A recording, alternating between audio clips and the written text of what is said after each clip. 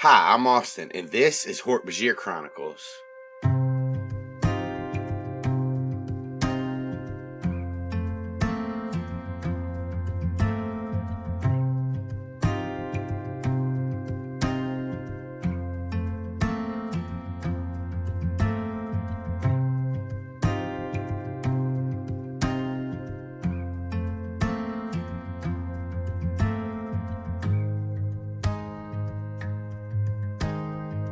Two planetary cycles passed.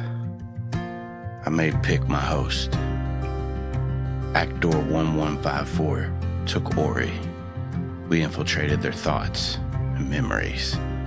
Everything that they had ever done was a synapse away from me being able to recall it.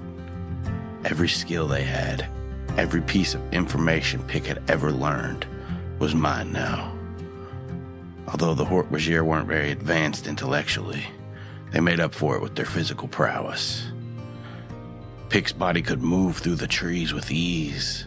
I could scale the trees with no effort, swing from branch to branch faster than Lynn's Ged body could ever dream of moving. The razor-sharp blades could sink into the tree trunks like a shredder through flesh. It was the best thing I'd ever felt. Actor 1154 and I used our Hork-Bajir host minds to learn the Hork-Bajir culture, to learn their ways and routines. This gave us an advantage against the rest of the Hork-Bajir we planned on infesting with the rest of our people. It could not have gone smoother in those two cycles. We took the entire colony with no casualties.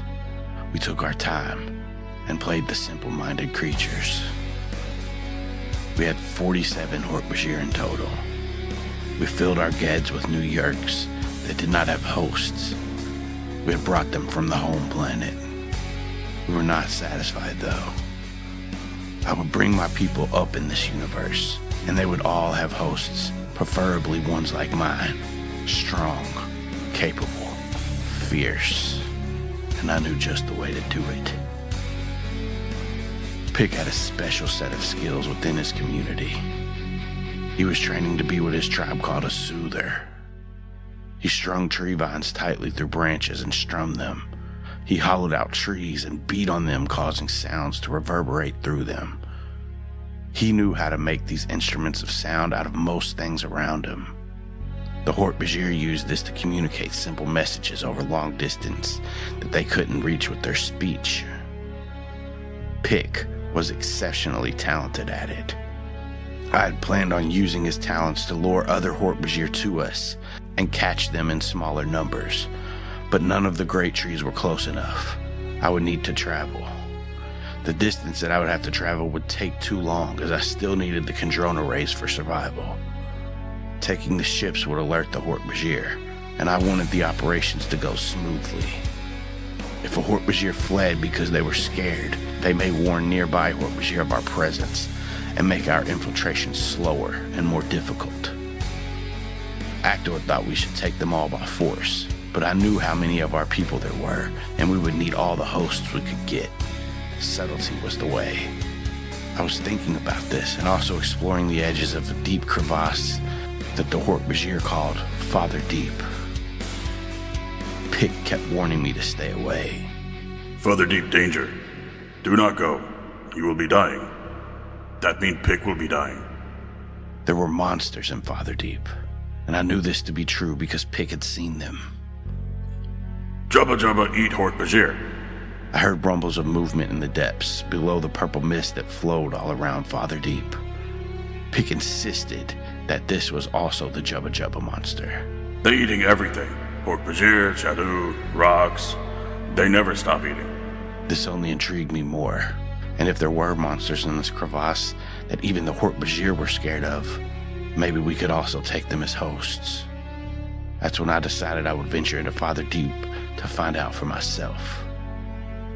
I found a fallen tree that stretched down into the crevasse. I dug in with my claws and cautiously began to descend. What do?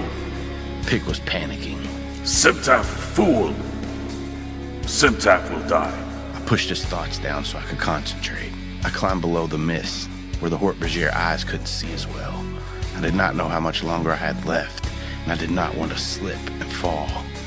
There were ridges that extended from the walls of Father Deep, but I wanted to see how deep the crevasse was. So I climbed and climbed down further and further. Eventually, the mist cleared, and I could finally make out the ground below me. The ground was not the same as the forest floor. There were no long, lush grass or trees growing up from it. It was hard dirt and stone, like home. I looked around and did not see any of the monsters Pick had seen. I still heard the rumbles in the distance, but not much else. I began to walk and observe this area. The ground sloped slightly, and there were rocks jutting up out of the ground, some of the tops of them even breaking through the mist. I walked for a little while, and not much changed with the scenery. More rocks, more dirt, no monsters. I heard a rock fall from one of the ledges above, and I quickly turned. I could see the pebbles clatter down the side of the wall to my level, but didn't see any other signs of movement from the ledge. I moved closer to the wall to look up, but something out of place caught my eye.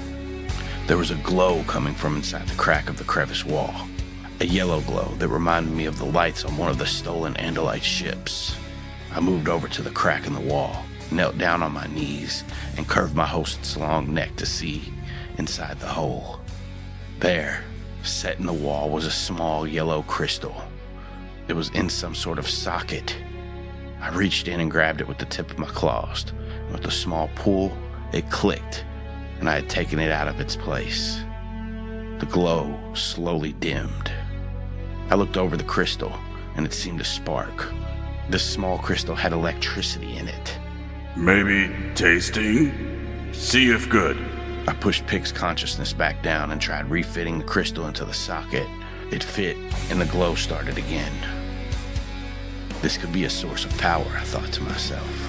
It is not a new host, but if this thing held enough power, maybe I could use it to make a Kandrona generator that I could carry around with me. I plucked the stone back out and stood up and examined it again. Then, some sort of thick, wet substance fell from the sky and coated the crystal and my claw. I looked up and found something else that I was looking for. One of Father Deep's monsters.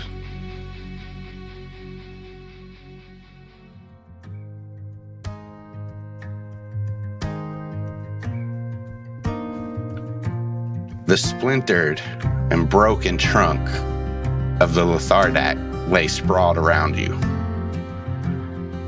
Keffa was carving the bark quickly and efficiently.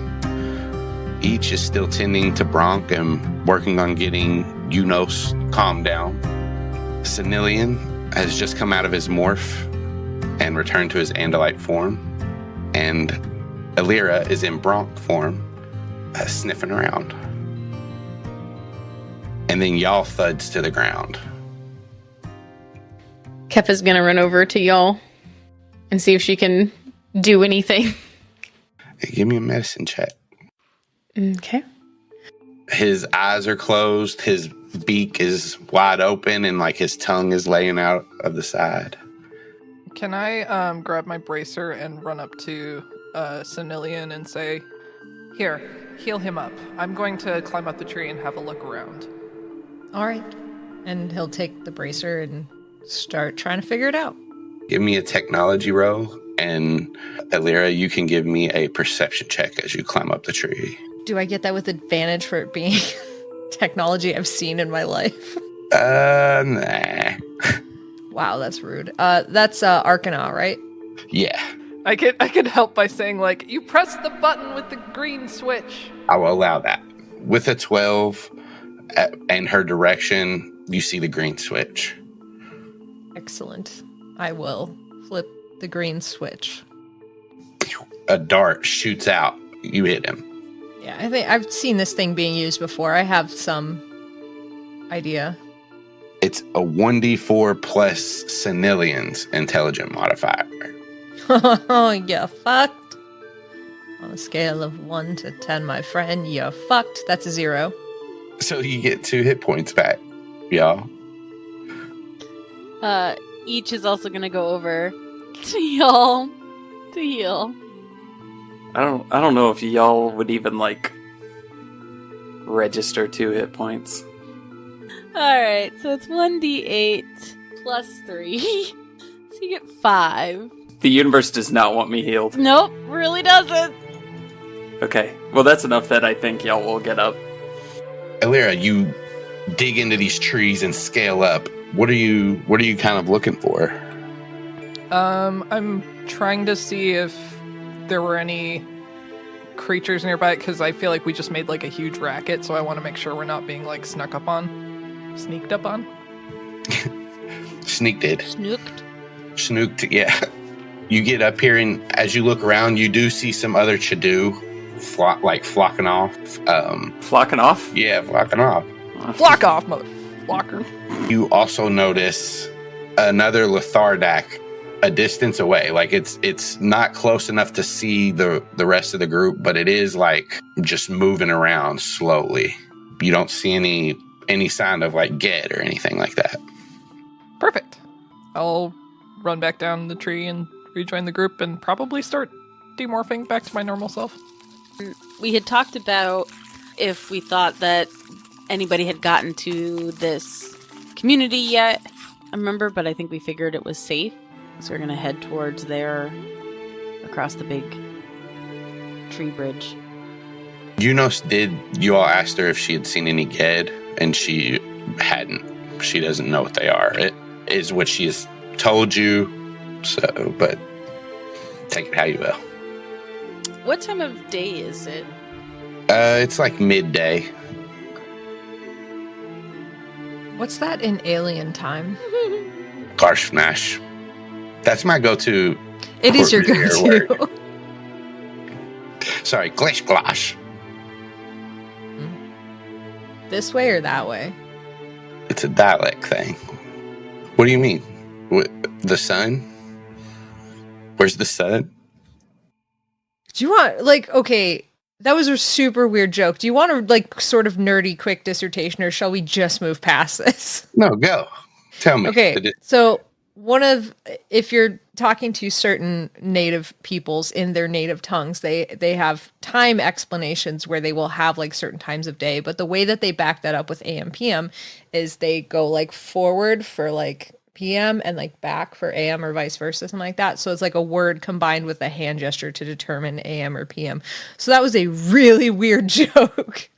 Hold on, as long as we're explaining Alex jokes, what's with the murmurations? I didn't get murmurations. Oh, a murmuration is like a large flock of birds. Like when you see like millions of starlings moving together in those really cool clouds that you kind of like, they move around each other in those really interesting patterns. Yeah. That's a murmuration. Oh, okay. I thought it was something about murmurs. Yeah, and that was the other part of the joke was about murmurs. But I figure you knew that part and you just needed the bird part explained. Yeah, that's true. That's true. Okay. Tim now said it makes sense. This game flocks. And I said I've heard murmurations about that. Yeah. These aren't good jokes. We'll say it's more forward then. Is that PM? It's alien culture. It's whatever you want it to be. Yeah. It's Garfnash. It's Garfnash o'clock. Nerful to Garfark. Is it BC or AD? It's HB. It's HP. It's AS after 0. Too soon. Oh, Casey face.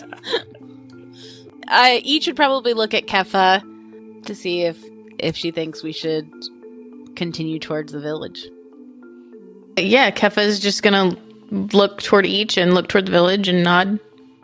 We go. Gather up my boys and Yunos and Bronk and Chadu. She'll say, I take you, my father, grateful, happy you save Yunos. Each give me an insight check real quick. You don't have to do it real quick. Take your time, but I'm just... No, faster. After she says, like, her father will be happy, you see Rock, like, look at you and nod. Like, good. He, like, says under his breath to you, father important. And she'll, like, start to lead you all away. On the way, is there anything you all want to do? I would like to heal. So I will just walk quietly as I heal.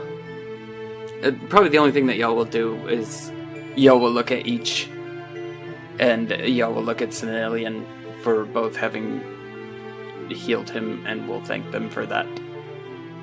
Good fight. Y'all strong. Y'all will just be like, Poke holes. Monster explode. For the Andalites, it's a little bit of a tough trek in your Andalite forms. So after about an hour, you all come to the edge of Father Deep, and Yunos leads you all right to this huge tree that the branches stretch over Father Deep, and this is kind of on like a multi-tiered land surface, and different branches cross underneath this big bridge, but you can see there's one major big bridge that stretches across Father Deep. I feel like each would want to, like, how are we going to tell this new tribe about what's going on and like what to look out for and all of that? Like, do we have a plan for that? We send Keffa, and y'all. We talk first. Keffa first. Before, yeah, y'all too. Keffa first. Keffa first. Y'all go to. Not send Keffa alone. No, never alone. But not new friends. New friends go later. New friends are scary. In good way. I always thought we were quite adorable looking. Keffa turns to the three boys and says, they're not so bad. Right when Alira says something about being adorable, y'all just goes over and picks up Sanillion's tail blade. Maybe scary. Sanillion is extremely freaked out by what you're doing. He's like, what? And like trying to like move his tail blade like away from where you're picking it up and up. Like, what are you doing? Y'all realizes this and then doesn't let go and then starts playing with Sanillion's tail like it's a weapon. He's absolutely going to try and just tear that thing out of your grip. I feel like each would like hold up the blades all over and be like, also scary. He'd point at his blades with Sanillion's tail blade. Sanillion is straight up trying to pull his tail blade out of your grasp. Still holding it and using it as a teaching aid. But our blades, same. This blade, this body, and then points all over Sanillion with as though it's a pointer. You all can make opposed athletics checks. Yeah. Athletics. Okay. Oh. Oh, that's gonna be tough to beat. Oh my god! What the fuck? Tim called his shot! We rolled the same thing! On the die, we rolled the same thing. Holy shit!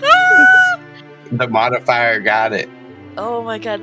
Incredible. Now y'all has a beak grin as Sanillion has not been able to take his tail blade away.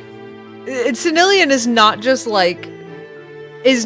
wanting to rip his tail blade away from you. He's like actually distressed. Like what you're doing is a horrible affront to him as well. So he's also like very like just, you could tell, full body language distress by what is happening to him right now. I think that in reality most people would be able to tell. I don't think y'all can tell. Y'all just realizes that he's bothering Sanillion. All right, boys, let's break it up. We are very scary. At that moment, y'all is holding Sanillion's tail blade up against his largest blade to see which one is bigger. And Austin and Yeah.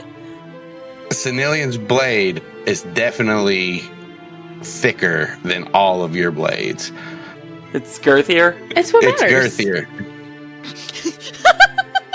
Your elbow blades might be a little bit longer, but those are the only ones. Okay. Boys, you're both very ferocious. Can we move on? Lyra, he will not let go of my tail. Y'all eventually let's go of tail. You do, he'll like crack it, like bullwhip crack it in the air above you. And then y'all, of course, will start trying to bullwhip crack his own blades, and it's not working at all. Maybe you two should spar. You teach me. You teach me poppy noise. While they've been measuring tail blades and various other blades, Keffa has just been like going down into this tangle above Father Deep. Slowly. Give me a perception check. Does y'all realize this? I don't think so. I think him and Sanillion were wrapped up while this was going on. Y'all's one job was to go with Keffa. Keffa, you hear these low rumbles from Father Deep. You've heard them before. Anytime you get close, you kind of hear those. But Father Deep is deep below you. It's far down. As you kind of look around, you do see that this particular bunch of trees is the only one that stretches fully up to the level that this next plateau's on and all the way across. Other branches do stretch over Father Deep, but you'd have to be an athletic Hork-Bajir to jump from some of them. You could, but it would be tough. You just notice that as this landscape looking around. She's not going to go any deeper. She's just going to travel back up to where everybody else is and say, y'all come, we go. Y'all will be like, he'll turn around like, okay, y'all come. Each stay with scary friends. The boys start to like look back and forth at each other. We scary friends, Rock? Oh, very tough, very strong. But go home. Yes. And they all move past you all really fast to join Keffa and y'all. And then first Yum Yum stops and looks back, runs back up to each and hugs her. Rock stops and turns around, and a little bit longer lingering Bolt turns around, and they all hug you, Bronk, try to pet the Chidoo, and they even go up to Sanillion and Alira and like lean in to new friends hug, Hork-Bajir hug. They do it, and that's okay. Is that what they say? It's universal. Oh, yeah. No, they didn't say that. Okay. I was like, damn, they got so fucking like eloquent all of a sudden. But yeah, if you all don't stop them, they'll wrap around you. I will definitely hug them all back. Little baby boys. I'll probably like back up just because like they're towering over me, and she'll be like, "What is?" Explain. Hork-Bajir, protect and show Hork-Bajir 1. I think she'll kind of glance at Sanillion and like go through the hug, but her fur is standing up. She's like, "This is so weird. I don't know if I like this." Yeah, I think Sanillion will be very similarly apprehensive about what's going on, and he'll just do the classic, like, pat awkwardly on the head. Rock and Bolt get it, and they back off pretty quick. Yum Yum is wrapped on you all, leaned all in, beak smiling. He actually grabs you both, brings you in at the same time. Okay. Thank new friends for everything. You're welcome. And they jump like from branch to branch and catch up to Keffa and y'all. Yunos does also say bye and thank you. She doesn't hug you.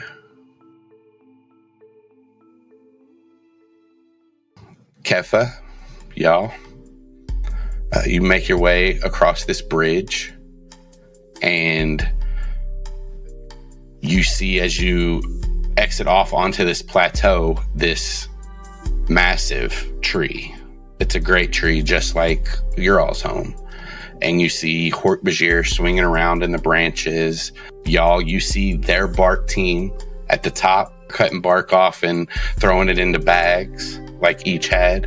Keffa, you notice Yunos run in and straight to like the base of this tree, and a Hork-Bajir that wears a bright green leafed mane on his head. The other Hork-Bajir that are around him start to point, and he turns to see Yunos, and they embrace in a hug. Keffa will definitely walk up, let them have their moment, and then walk up behind Yunos, and then says, Keffa, Yunos' father? Yunos turns around and she says, yes, father, Keffa saved me. Y'all saved me. He looks back and forth. Yes, thank you both, Chieftain Brower. And this Hork-Bajir, he was probably on the bark team in his heyday. He's a little bit older now, so he stands shorter than y'all for sure, but he's kind of bulky. I feed. Come. Yes. Thank you. Later. We have many things to talk about. Oh, yes. We hang from the tree. Come on. And he like starts to lead you guys to the great tree. When he gets to the base, he'll like start to climb up. Yeah, she's gonna follow and turn around and motion to y'all and wave him on. Yeah. He's just staring at that bark, isn't he? Mm-hmm. There is like a guy that was standing with the Chieftain Brower, and he has like this long piece of bark in his hand, and he like looks at you, looking at the bark. Give me a persuasion check, just by your looks. Which one of us? Y'all. Y'all. Okay. I feel very persuasive. He looks at you, and then he like looks at Yunos, and he says, "You save Yunos. Here, take some bark." And he pulls some more out of his bag. This bark is the bark. It's not the best bark you ever had, but it's damn sure second. You know what I'm saying? And he hands it to you and like he looks at Yunos and he says, "Thank you." And you see like as you keep walking, Rock looks at him and just like stares down his beak at him as he passes. Y'all is gonna turn to Keffa and just yell, "Keffa! They have Wagyu bark! So good!" And he's just gonna be eating his bark. Keffa just turns and shakes her head. Chieftain Brower leads you up to a branch that's about midway up the great tree, and it has these big yellow fruits just kind of hanging off of these branches up here. And he just kind of digs his claws into one of the trees and like bends his knees over the back of it and just hangs down, just hanging out. He grabs one of these fruits and rips it open and starts eating it. Do we know what these fruits are? You have seen them before. Let's call them Ruba fruits. Okay. But he'll offer you some. Are they good? Yeah. Yeah, they're good? Yep, they are. Okay. What do they taste like? Like a dried leaf that has been baked in the sun over top of a branch with a savory sap, and then like dust from this plant that it just blows off parts of it, and like the dust spreads over it, so it makes it a little bit sweet too. Like Austin just made a creme brulee. Are there pink versions of the fruits as well? Yeah. on the others, if you find the tree near water. Like, I know that you think that you just made this thing sound unappetizing to me, but appetizing to my Hork-Bajir self. But I think it's the opposite that just happened, because now to me this sounds like tea flavored, woody scented, bee pollen tasting, amazing unctuousness, and I want it in my life. And the fact that it is something that your brain made up and I cannot have, I'm mad, sir. We can figure it out. We can make it happen. Me and Austin are just gonna dump tree sap on something and then go stand 4 feet away and throw sugar at it. We did it. Is this what you wanted? Cinnamon toast bark. I need to clip that so that I can make something. All right. Yep. Keffa's gonna take what he's offered, but barely eat any of it, and then hand the rest off to y'all. Y'all is now double fisting food. Hell, y'all. What's so important, Keffa? You travel all the way to the eastern great tree. Have you seen many strangers? No. Some Hork-Bajir every now and then. No one else?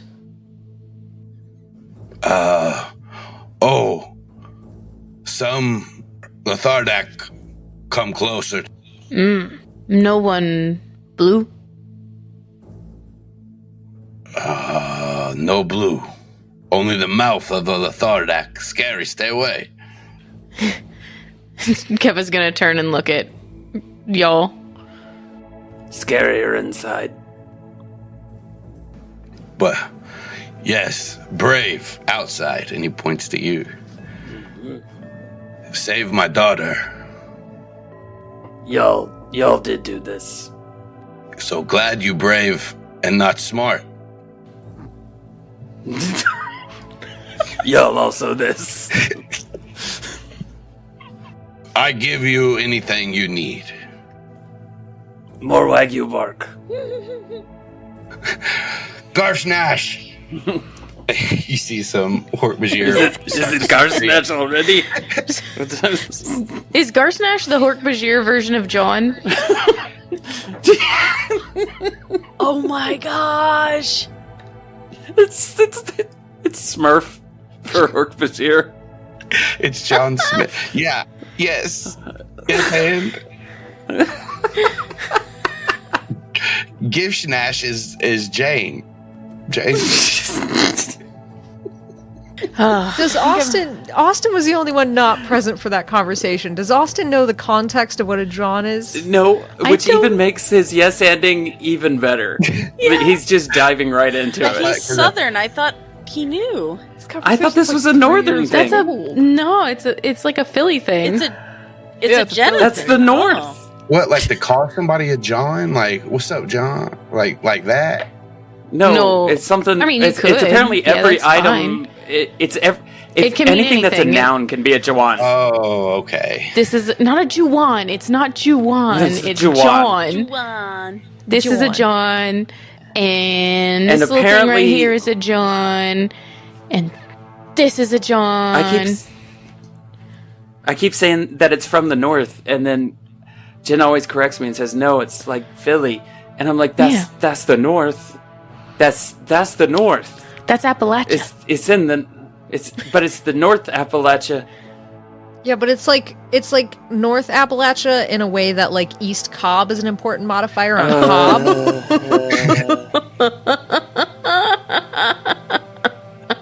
Enough from there. She got you. She fucking got you. You guys get more Wagyu bark. Cool. Yeah, Keffa takes a bite. Is it delicious? Yeah. Does it need just like a little salt and pepper and nothing else? Yes, it's Nice. like, and it's the center of the tree, so it's like not bark. That's not what bark is. It's the center of the bark. It's the heartwood? Yeah. Okay. It's like the middle of the cinnamon bun. Is that what you're saying? Are we in Heartland? It's the middle of a cinnamon barked tree. In my mind, that tastes like the Auntie Annie's little cinnamon sugar pretzel. Now I need them.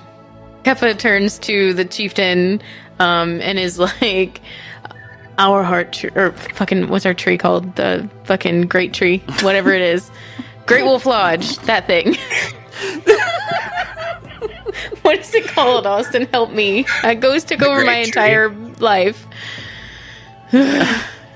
It's the Great Tree, and they have one amazing water slides and stuff. Yeah. And I heard their workers are AI. I don't know if that's true. And one of them flooded the other day, and it looked like the Titanic going down. It was crazy. If a Great Wolf Lodge floods, it just becomes the biggest Great Wolf Lodge. They just build more over it. Becomes the Dire Wolf Lodge. Yeah, anyway. So Keffa turns to the chieftain and says, our great tree gone. Oh, very sad. We have saw big booms, bright lights in the distance, and he points like back west towards your great tree. Yes. Strangers come. Strangers. What kind of strangers? She's gonna turn to y'all. Very complicated. What complicated? Strangers small. In brain. She's gonna be like, no. Show. Strangers in the night. Strangers. Squishy. No. Go in here. No, y'all. Do the walk. Okay. And he goes over and does the Gad walk. Give me a performance check. Even though I don't think I was the one that did that last time. I think I was laughing at Sanillion for doing it, but... Yes, but I wanted you to do it, because I didn't want to do it. What kind of performance is that? He looks at you doing this, y'all, and he says, I only see one Hork-Bajir walk like that. He old as shit. He grew up on great tree bark. That's how old he is. And he walked like that, but nothing else. These strangers, they blue, they walk like this, and they squishy. They die easy. Oh. They fall easy. We push. No, we stab. I know this new concept, but we stab. Oh. What do? I teach. Strangers. In the night. What want? What strangers want in Mother Night? No. I don't mean it. No. Keffa explained better. Strangers not think right. Strangers... not themselves. Something going on in life? Keffa. We bring How over new dare friends. you? New wait. friends. Wait. No, new friends wait. explain strangers. We take old chieftain to new friends. That not scary. I go. Yeah, he go. He chill AF. We go. Keffa's gonna hold up her hands and say, "You not freak out when you see them." Yeah, you big freak out. They weird as shit. Oh. Not Hork-Bajir. No, they come from Mother Sky. Bitch, I do. No. No. Well, sometimes. Oh, that's complicated again. Yes, sometimes Chadu. Sometimes I don't. Inspiration. That was so stupid. How do you give me inspiration for that? It's so quick. And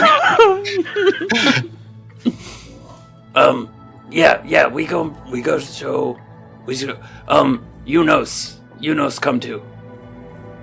yes. Yeah. Okay, we go. And then y'all starts headed that way. He'll swing up, take one last bite of his fruit, and start to climb down the tree with you. Keffa's gonna point to the fruit and say, we take a couple. Take all you like. We already harvest. And she's gonna grab a few and put them in her papoose, her little bag that each made for her. As you go down, you do see that this tree in this village is sizable.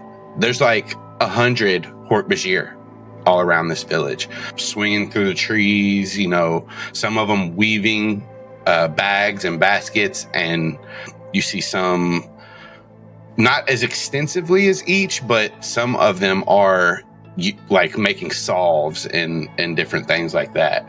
Young Hork-Bajir playing, like racing and playing tag. You see the leader of the bark team, actually the current leader of the bark team, looks at you, y'all, as you're like climbing down, and just like sizes you up a little bit, just kind of nods. This is a village not unlike your all's.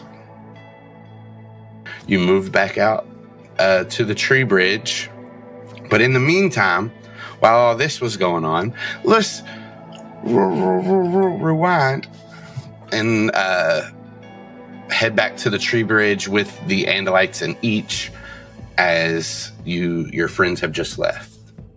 I think Alira's gonna get as close to the edge as she dares and try to look down into Father Deep, because she's real curious about it. Yeah, give me a perception check. I would love to do that just for you.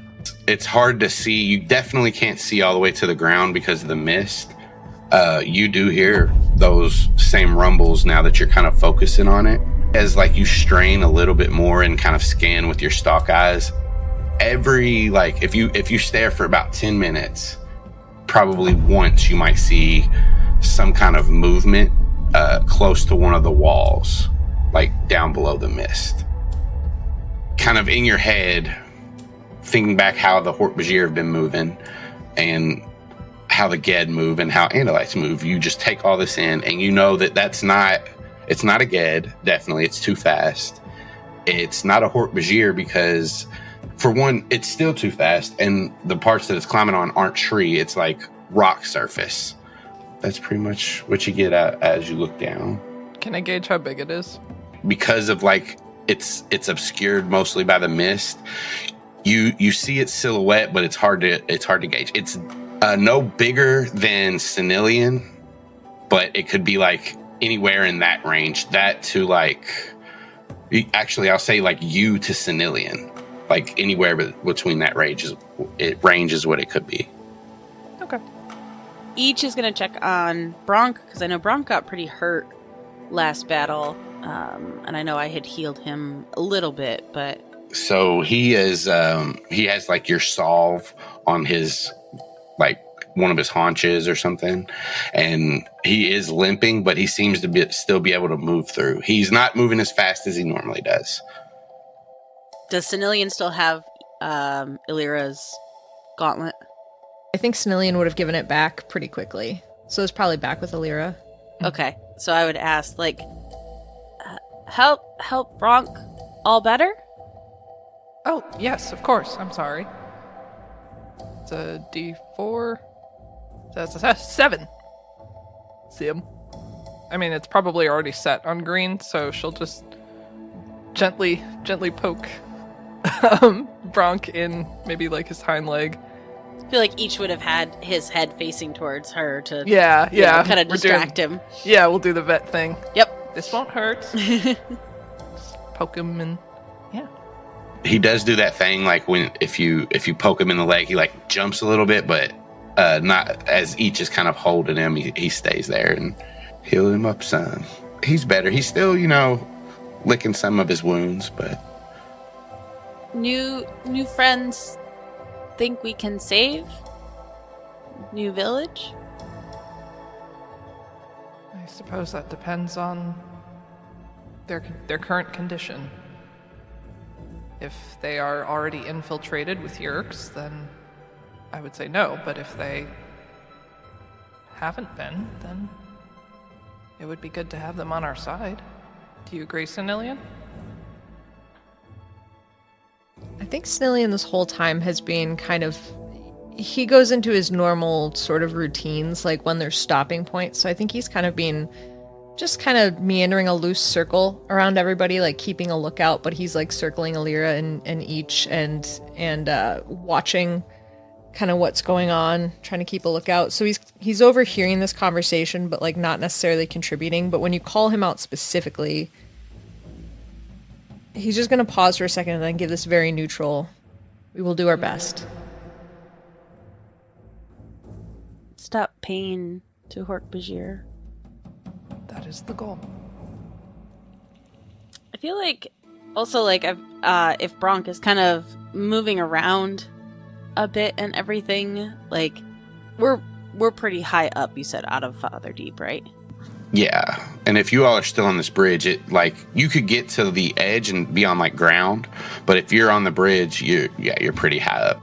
So I think I'd talk to Bronk and just say, someday go say hi, Father Deep again. Not today. He does like look over when you kind of say that and see Father Deep, and then he like moves over back closer to you. Why does Bronk want to go to Father Deep? Bronk from Father Deep. Does he have family there? Yeesh does not know how to answer that. Not when find? Maybe? When and how did you find Bronk? Heard noise in Father Deep. Went close. Attacked. But protected Bronk. Zero first new friend. Meet. Save Bronk. Not go back. Ilyr's gonna turn to Sanillion in private thought speak. I think I want one of us to fly down to Father Deep and not touch the ground, but just have a look around. Would you like me to go?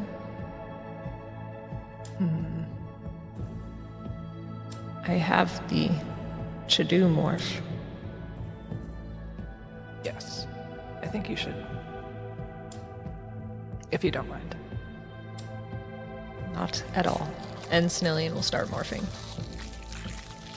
About a minute later, there's another Chadu standing there. The Chaduin flocks down and looks at you, kind of cocks his head, confused. Like, after a second, they like peck at you, but nothing like to hurt you, just like to, what are you?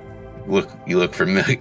I think Sanillion will be like cocking his Chadu head back when he's doing that, but when he starts pecking at him, he'll just back up. And when you back up, he'll look at you for a second longer, but then preen a little bit, hop up into a tree, hop back down to each shoulder. And Sanillion will take off and start kind of gliding down Father Deep.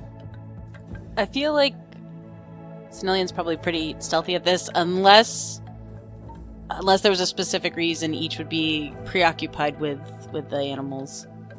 I don't think Sanillion was trying to hide it from you at all. Like, if it's not like this was, other than the private thought speak, I don't think he was trying to be like super stealthy about it. So you would notice if you wanted to. So I guess then each would ask Illyra, where go?